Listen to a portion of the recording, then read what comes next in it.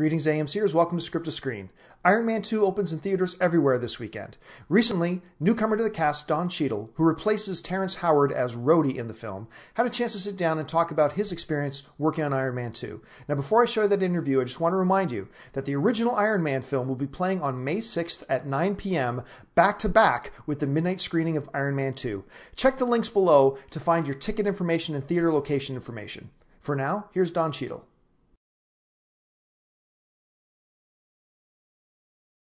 Well, you know, I wasn't really intimately aware of the Marvel Universe prior to this movie. I read Spider-Man before and I knew those comics, but I didn't know anything about Iron Man. I mean, when I first saw Iron Man, I thought it was a robot. I didn't know there was a person in there. So it was kind of great to get the experience on this film of being introduced to this whole world with the Avengers and you know, what's next. And I love that all these movies can intersect, all these characters can, you know, kind of cross-pollinate. I play James Rhodey in it, Colonel, in the Air Force, and I am Tony Stark's best friend. But this movie sort of challenges that friendship and threatens to kind of pit us against one another, and I think that's the real dramatic element that's happening between these two characters from the film. Well, I think the relationship between these two men is very interesting because for Rhodey anyway, the question is, how do I protect my friend, but at the same time, you know, do my due diligence with regard to service for my country?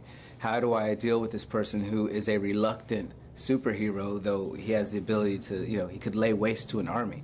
And how do I make my superiors comfortable, but at the same time, you know, let my friend know that I have his back? So that was kind of the duality that I was straddling. And of course, you know, what Tony is dealing with is his actual physical, real health issues, and that he may be, you know, shuffling off his mortal coil. And now what?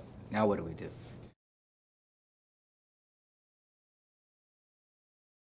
In a lot of the fight scenes, we did discuss often on the set, Robert, myself, Jon Favreau, Kevin Feige, the whole crew.